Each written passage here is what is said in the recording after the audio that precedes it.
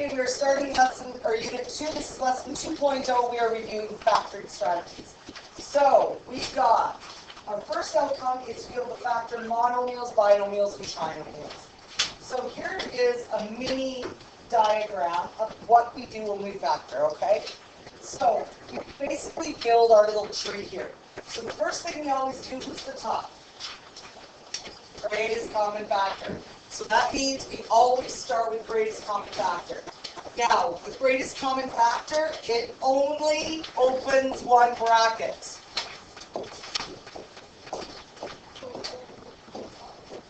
So it's going to look like this. GCF, bracket, bracket. Okay, that's what it'll look like. So when you GCF something, it only opens one bracket. Then if you're left with two terms inside, you would do a difference of squares if possible. Okay? If there's three terms left over, you're going to do a diamond. Okay? If A is 1. So that means if it's only x squared and no number in front of x squared, separated 1. Or you would do the diamond and divide. So we're going to talk about that after. Okay? And that's, we don't get very many of those. They will factor most of those for us. So we're very happy about those. The biggest thing that's going to happen in this course is a lot of GCF and a lot of difference of squares. Those are the ones that we do a lot. Do we have this slide? It should be at the beginning of your notes. If you open it. It's not. Oh, it's not? Okay. I will give you this one. Don't worry. It's on page 4. Is it on page 4? Yeah. Oh. I guess it's on the bottom of page 4.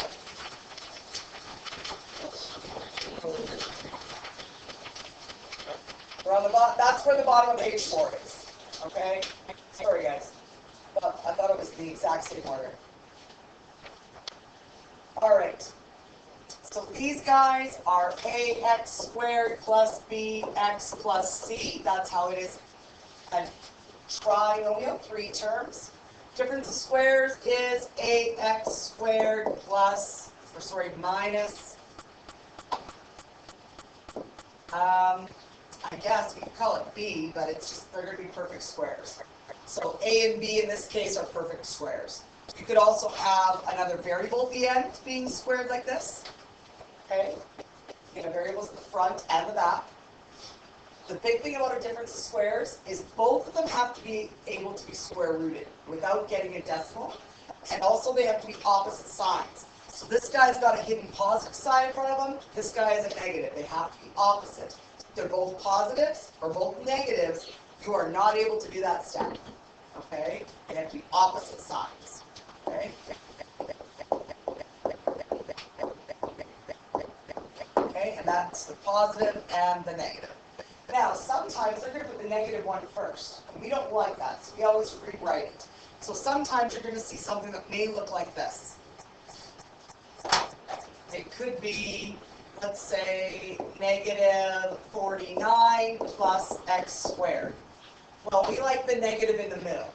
So that doesn't mean we just swap the signs. That means we have to move the whole term. So that means I would move this whole term to the end. Okay? You can rewrite it. You'd have x squared minus 49, and now we can get started with the difference of squares. Okay? We're going to get more into detail with how to do these things. I just wanted you to be able to identify what each of these parts of our diagram are. Okay? So we always start with the greatest common factor. Then, if we're left with 2 terms versus 3 terms, we take a look at our chart and see what's the next step. Okay? So, typically you're going to be dealing with a lot of 2 terms. Okay? Let's take a look at greatest common factors for groups to start with. And I would like everybody to grab your calculator. Because in our calculator, we can find the greatest common factor between 2 numbers. But we can only find it between 2 numbers. So this is back at page 1, I believe. Page 1 or 2. Okay, page 2. Okay, this is way back at the front now. The rest should all be in the right order. I switched it all from last semester. I know. I keep changing things every time I teach it. Okay, so we're going to find out the greatest common factor. So I found out the greatest common factor for 12 and 15. The calculator will find it for me. It's called using the button. So we're going to use the math button. Okay? So I'm going to clear that out and I'm going to show you how to do it. So we have two different digits here, 12 and 15. So we are going to hit your math button. We're going to go across the top to number. And then we're going to scroll right down to the bottom or just touch number 9. Number 9 is GCD. They put a D there instead of an F for factor. Okay, so it's like greatest common denominator almost versus greatest common factor, but it's the same thing. Okay, so I would put 12, and now you got to connect the other number with a comma. So you put 12, comma, 15, comma is above the 7, and then you hit enter, and we get 3. So we know the digit we can divide out is 3. Now, if there's 3 numbers, you're not able to do it with 3 numbers. So if you've got 3 numbers, you would do a pair each time. So, for example, we're going to get near the bottom. So for 18, 24, and 54, we'll do greatest common factor of that one in a few moments, okay? We'll just deal with these top ones first. So, we found our greatest common factor was a 3. So that means the only digit I can divide out of both terms is a 3. Okay? What can I take out for variables? When we look at reducing our variables, you always take out the lowest amount, and they've always got to be present in both terms. So for example, let's say the 15 had a letter C with it, but the 12 didn't. You wouldn't be able to remove the C because the other guy doesn't have it. Okay? They have to be present in both terms. So, we take out the least amount of variables, and that gives us A1 and B1, so just A and B would be our greatest common factor. Okay? So all we're doing for the first 3, we're just identifying what would we divide out. Okay? On B, 18 and 24. Well, if we're not sure, we're going to go back to that calculator, and we're going to just type it in again. Now, instead of having to hit the math, then the number, then number 9, you can tell the calculator to retype that by going second enter. So go second enter, it retypes it for you. Your cursor is now in line. That means you can move it back and you can just type over top of it. So now I'm going to type in 18 and 24. 18, comma, 24, enter. And we get 6. Okay? Now, you should be able to identify those, but if you can't, always use the calculator to confirm. Okay? All right. There's a reason we don't show you that step in 10C, because you can do all of 10C fine. So we can't tell you that until after grade 11, actually. So, we can take a 6 out. How many variables can we take out of x and y? How many are the lowest x's? 3. How many y's? 2. Good. There's our GCF. Okay? Now, take a look at letter C. Letter C, every single one of them are negative. If every term is negative, or specifically the first term, you're always going to divide out a negative. So our GCF is going to be a negative something.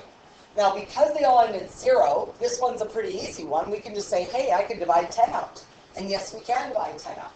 So we're going to divide a 10 out.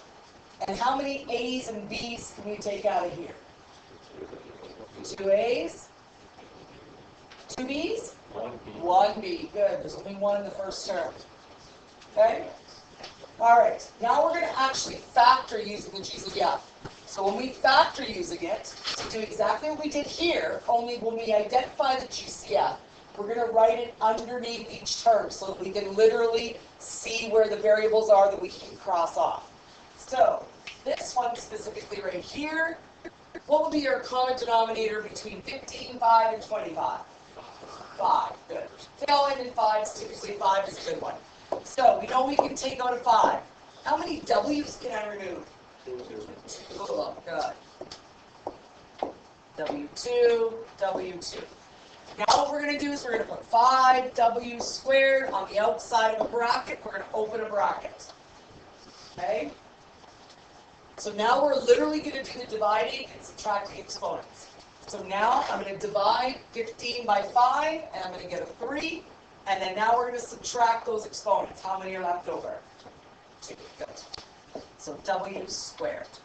Now, if I take a look at the next one, it's identical top and bottom. You can't just wipe it off and say, oh, everything cancels. Well, it does. but you still have to divide the 5 by 5, and that's going to give you 1. And you have to include that, because if you were to re-multiply this out to check your answer, that has to be a trinomial in the brackets in order to get a 3-term trinomial for a final answer. Okay? So you can't just get rid of that guy because he cancels fully. If he cancels fully, that means he divides in 1 time. Okay? Now, the next one's a negative divided by a positive. That's going to give us a negative. And how many W's do I have left? I have 1 W left, but what's 25 divided by 5? 5. So I'm going to have a 5W1 left over. And close your bracket. That would be our final answer. Okay? Now, we would look in the brackets and we would say, hey, can I factor this trinomial? And you try to do a diamond on it if you can. This guy doesn't factor. That guy would be done as far as... Okay? All right.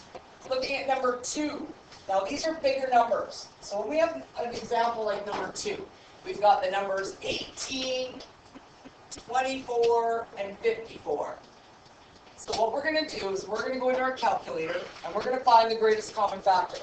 But when we do that, the greatest common factor, we have to only use 2 numbers at a time.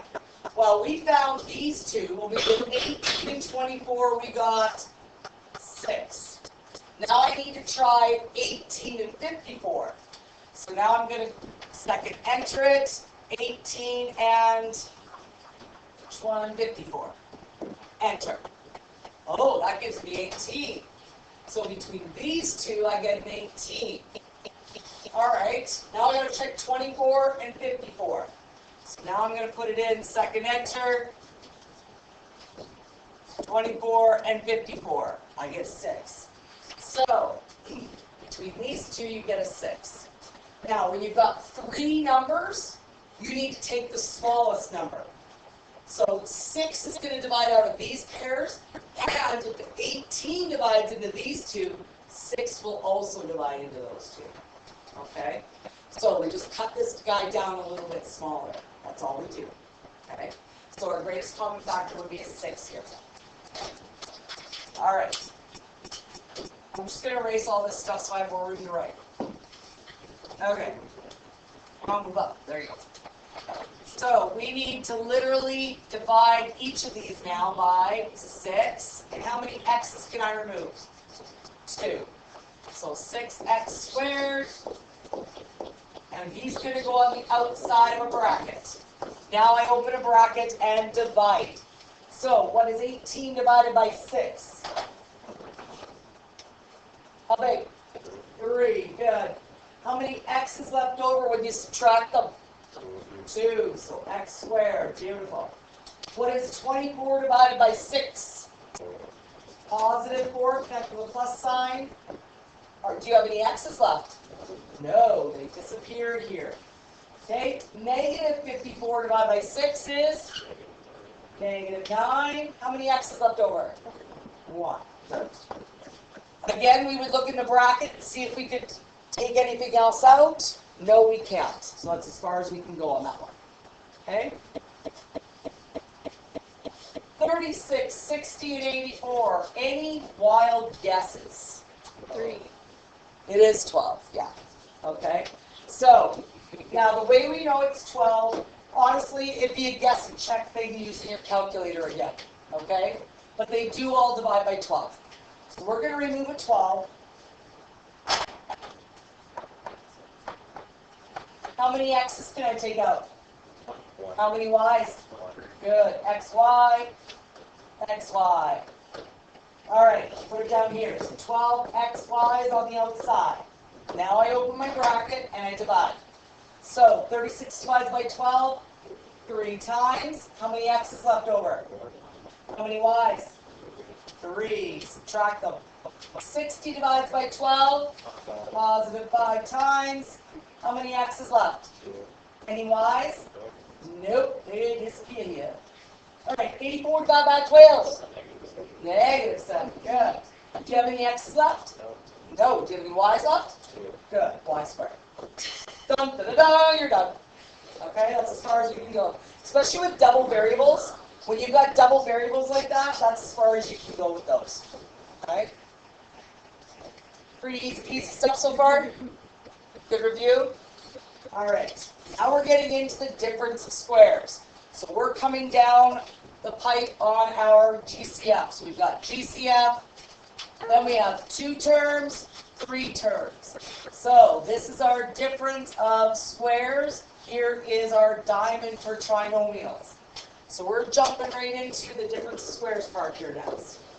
So these are the steps if I am not sitting with you to do, okay? So it says to remove your greatest common factor, always, that's always your first step. Do it if it's possible. Then you would always open 2 sets of brackets. That's our next step. Then we square root the first term. That number sits first in each bracket. Square root the last term. They sit last in each bracket. Then you separate each bracket with a plus minus in the middle. So, what if there are fractions? What if we have fraction numbers? Well, if we have fraction numbers, we just got to take the square root of the top and the bottom. And we got to do it separately. So we'll do a few questions like that in a moment. Okay, so the first step is GCF. Do I see a GCF on number 1? No, nothing between 9 and 4. Nothing can be divided out except for a 1. If you put that into your GCF thing, and you come up and you only get a 1, that means there's no GCF. Okay? Alright, so this guy, we go right to square rooting. Okay? So now we're going to open our 2 sets of brackets like it told us. When we square root the first term, he's going to sit first in each bracket. So square root of 4 is 2. Whenever you square root a variable, you divide the exponent in half. So 2 divided in half is just x to the 1. So 2x starts our brackets. And now we're going to square root the 9. So how big is square root 9? 3. Good. So we put a 3 at the end of each bracket. And now we're going to separate them with a plus and a subtract. Now, you always look. Your final step is to look in the bracket with the subtract sign. If there's anything in the bracket with the subtract sign that can still reduce lower, keep going. So if that was a perfect square, and if that was a perfect square, you can keep going. Okay. Number 3, we're going to move across the top. Number 3, what do you notice about it first? They got a GCF of a 2. So we're going to divide a 2 out of everything. Because the digit 2 and the digit 32 are not perfect squares. But when I actually divide out my GCF, then I get my perfect squares. So here's my GCF. I get x to the 4 minus 16. Just gonna do that. So we divided our GCF by 2. All right. So now we've got our bracket. Now we can start inside our bracket by doing our square root thing. So we are going to square root, and when we square root, it opens 2 brackets. Oops. Here, how am I going to do that? Hit enter. Enter, enter, enter. I want to move it down. Here, we'll just pull it and move it. Come here, buddy. You're moving. Way down. Boom. Yeah, I know. So I can move it. Okay, so this guy's gone now. We're going to move with this one. This one now opens 2 brackets. So, open your 2 brackets now. Your GCF is attached, so it has to stay attached to the first one. Okay? Now we're going to square root our variable. Remember, when you square root a variable, you're dividing the exponent in half. So we got x squared. Now we're going to square root 16. Square root of 16 is 4. It goes at the end of our brackets. Now we're going to separate them with plus and subtract. And again, our last step. Like, can you take off marks if we skip the first step and go straight to the last one? If you can skip this and go right here and continue, you're fine. Yeah. Now, many people are visual and they can take it from here to here, even lower. That's fine. Go for it. Absolutely. On this one, you have to look at your one with a subtract sign again, just like we looked at this guy over here. Well, these guys are actually perfect squares. X squared, I can take half of 2 without a decimal, and I can square root 4. So that means this guy breaks down even more. So this guy breaks down into 2 brackets. So, the square root of x squared, x to the 1, x to the 1. Square root of 4, 2, and 2. Now we're going to separate these with plus, minus. But we can't forget the first ones that we had. These guys follow below. They are part of our answer. So our final answer is going to have 3 brackets and a coefficient. Okay, it's going to have a GCF out front and 3 brackets. That's okay. There are some that you can take even lower. Okay? Any questions so far? No? I'll give you a moment to write that down. Okay, a very good question here. Why did we not continue and break down this bracket right here? Well, the reason we didn't break this one down is because it's not factorable the way it looks right now. The only way it would be factorable is if I could take a GCF out, or if I could do a difference of squares. Remember, a difference of squares has to have opposite signs, which means one's positive, one's negative. They both can't be positive and they both can't be negative in order to do the process. So if I try right now and I go square root, and we try the process, if we square root these guys, we would, because they're positive in the middle, they would either both be negative brackets or they'd both be positive brackets. So I would have x plus 2 and x plus 2. But if I refoil this out to get my answer, it won't give me that answer. Because when I FOIL it out, I get x squared plus 2x plus 2x plus 4. These will not cancel. They're going to give me a middle term. So they have to be opposite signs. If I've got x squared minus 4, that's x plus 2, x minus 2. When I FOIL these ones, I get x squared plus 2x minus 2x minus 4. These last 2 terms are very different. Okay? Here, a positive 2 and a negative 2, they're going to cancel out, and they're going to give me 0, which is why I've only got 2 terms, x squared and negative 4. Whereas over here, they're going to add up to a middle term of 4x. And we don't have a middle term of 4x there. So whenever you've got a difference or a question that looks like it could be square rooted, always back up and wait. Look and see if they are opposite signs. These guys are not opposite signs. X squared is positive and so is 4. So he's done. You can't go any further. That would be considered not factorable. Okay? So any perfect square with a plus sign connected to another perfect square, that's not factorable. So if I go 4x squared plus 25, not factorable. Can't do it. Okay, it's because there's a plus sign in between. Okay? All right, good questions. We're going to carry on with our other 2 questions here. So, number 4 we have right here. I'll do it here since we see him. So here's number 4. We have 25 and a positive. They're both positive numbers. Am I able to factor? We just talked about this. Can I factor 2 numbers that are positive? No. So we're going to write not factorable. Okay? What's that? It's because they're both the same sign. They're both positives. Yeah, and if you factor, you're going to get a middle term. Right? You'll get a middle term that doesn't cancel. And that's why it's not factorable. Whereas this one, everybody look up here, this one here, they are opposite signs. So I'm able to factor it. All I've got to do is I've got to take this guy off the front and put him at the back end. Then I'm able to factor it easier.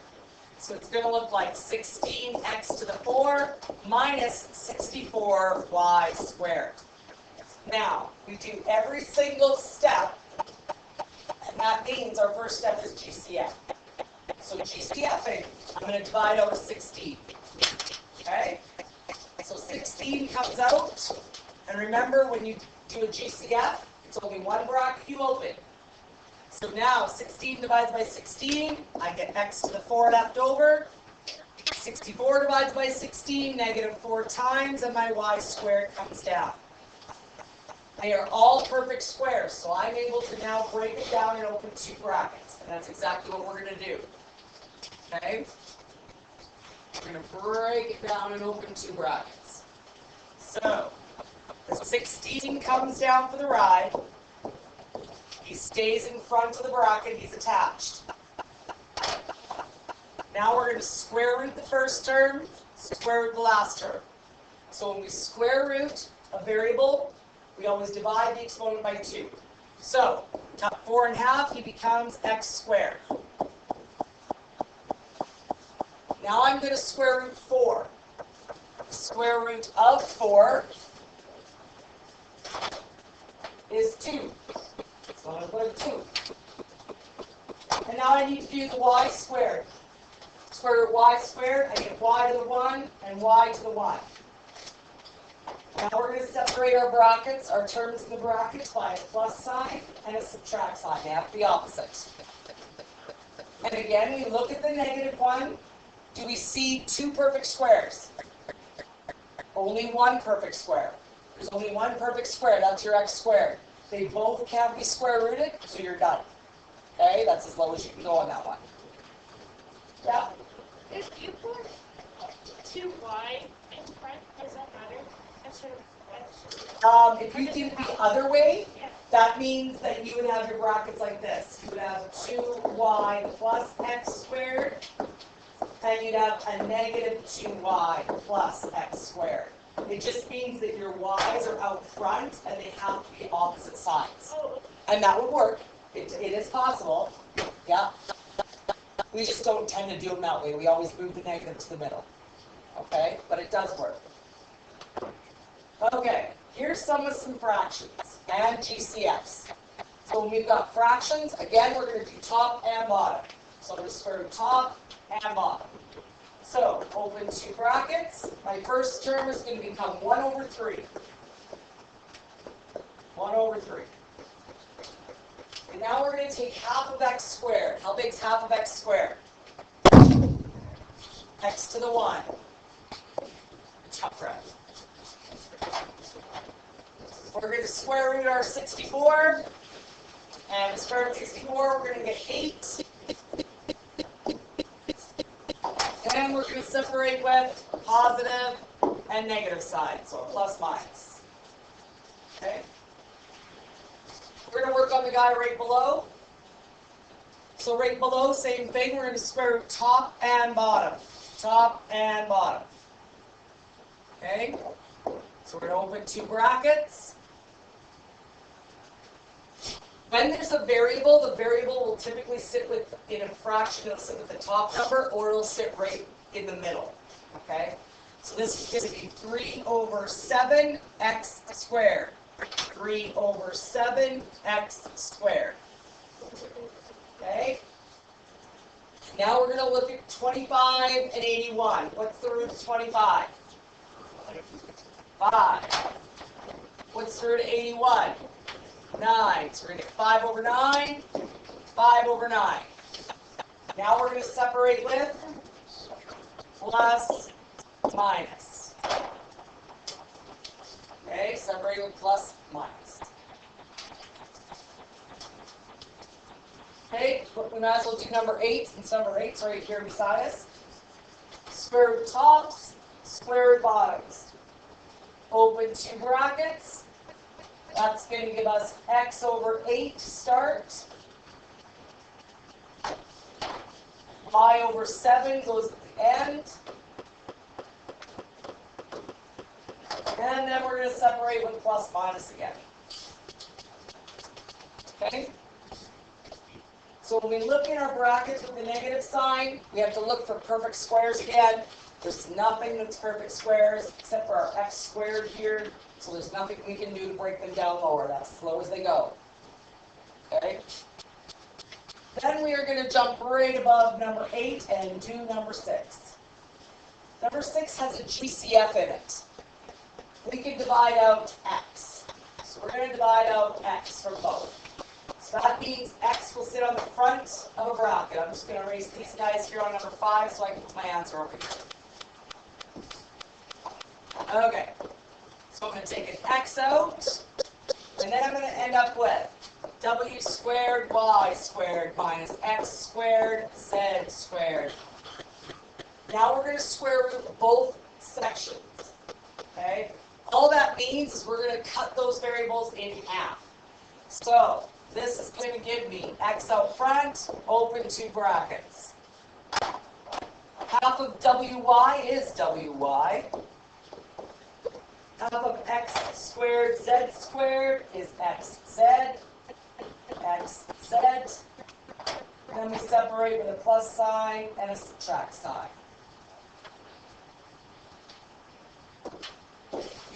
Okay, we're looking at trinomial factoring next. So, in order to factor trinomials, they have to be in a specific order. We want them in, we want them in this order, where we've got the x squared first, then the x, then the constant. That's the order they have to be in order to do the trinomial factoring. So we're going to take a times c on top, b will go on the bottom. So if you don't see a number in front of x squared, remember it's a hidden 1. So that means we're going to have 1 times 2 is 2 on top, and I have a 3 on the bottom. You don't take the variables with them, you only take the digits. Now I need to factor the 2. So I make a chart. If there was lots of numbers that add up to 2 and multiply to 2, what numbers are going to multiply to give me a 2? 2 and 1. Good. They're the only factors of 2. 2 times 1. So I have no choice. I have to use those numbers. Now, when there's when there's a 1 in front of x squared, the numbers you get here on these wings, those are the numbers you put at the end of your bracket. So you automatically open up 2 brackets when you do a trinomial. So we're in 2 brackets. This one didn't have a GCF, or we'd have our GCF hanging out front, but we don't have one. So we always square root the first term. We take half of x squared, which is x. Then we put the numbers on the diamond, and that's what we put in the brackets on the end part. Now, they're both positive, so you have to put a plus sign in there. You're going to connect with plus 2 and a plus 1. Okay? There must be a positive or subtract in there somewhere. Okay? These are all positives, so both my brackets are positives. Okay? All right. Let's move on to some more diamonds. Everybody's best friend. Okay. So we've got the digit 12 on top. Now both of those questions deal with the digit 12. So in our diamond, we're going to have a 12 on top of both of them. Here we have an 8 though in the middle, here we have a 13 in the middle. So what we're going to do is we're going to make a chart of 12. So I'm just going to make my chart down here. We want to factor 12. So we're going to go 1 times 12, 2 times 6, 3 times 4. Then we're going to select the numbers that add up to those middle terms. So which ones would add to 8? 2 times 6. So I'm going to use 2 and 6. Well, which ones add to 13? 1 and 12. So we're using completely different numbers. So now what we do is, again, we only open 2 brackets. So we open 2 brackets each. 2 brackets over here. We always have x go first. X goes first. And the dudes on the wings, they're the ones that are going to go in the brackets. If they're positive, you're connecting them with plus signs. So I'm going to have a positive 2 and a positive 6. Positive 1, positive 12. And it does not matter the order you write them in. I could have the x plus 6 first and the x plus 2 second. It doesn't matter the order you write them in. Okay?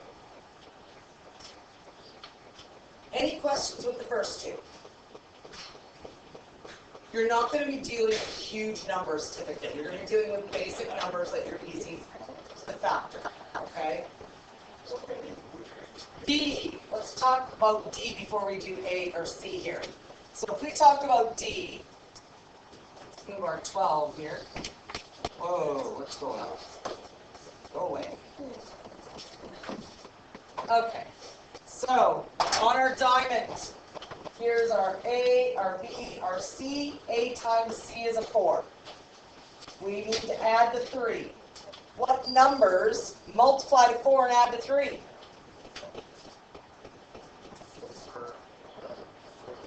4 and 1, but 1 would have to be negative, right? And all of these are positives.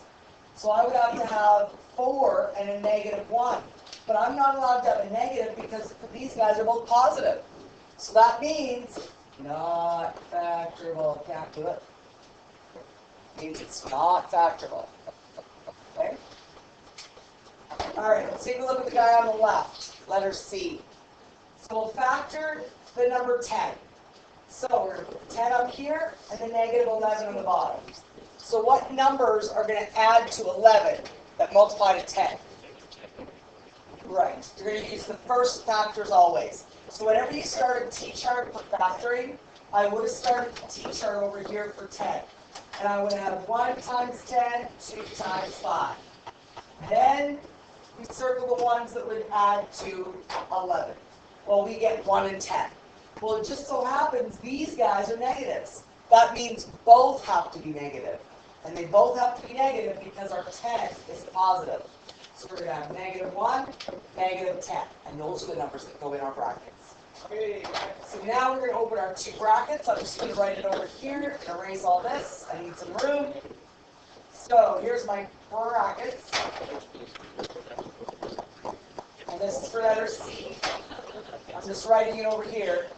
So I have X, or letter A, I guess, the letter A first. So A is first. And then we're going to go with negative 1 and negative 10. This would be the answer for C. Okay, they're both negatives in the brackets. Okay, there's 2 for you to practice on the bottom of the page. So I want you to give them a try. There's a GCF, and then do the diamond. Okay, there's a GCF on both of them, then do the diamond. First pause now, and when you're ready. Okay, we're going to go through both of these questions. Both of them have a GCF. So you're going to take a GCF out of each of them first. Okay? So the first one, when you take a GCF, you only open one bracket. You're going to get x squared minus 8x plus 12. Now the numbers on your diamond, I'm just going to draw my diamond down here, it's going to be a 12 and a negative 8. 12 with 12 and negative 8, you get negative 6 and negative 2. So negative 6 and negative 2. So now what we're going to do is we open 2 brackets now.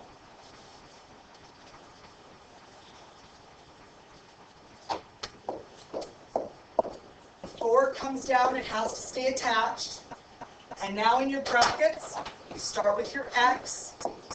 And now the guys on the wings, they're going to go in the bracket with their sign. So negative 2 and negative 6. It doesn't matter the order. Okay, but don't forget you've got that GCF out there. If it was multiple choice or if it was a written question and you forgot your GCF, you can use a half point or a full point depending on the points of the question. Okay, so don't forget that GCF out front as part of the answer. On the other side, same thing. If we divide 3x out, then we get x squared plus 7x plus 10. Now we've got a 10 up top and a 7 over there. That makes it so that we have a 5 and a 2. This guy is going to be a 5. This guy will be a 2. So now we open 2 brackets again. So, I'm just going to get this stuff out of my way over here.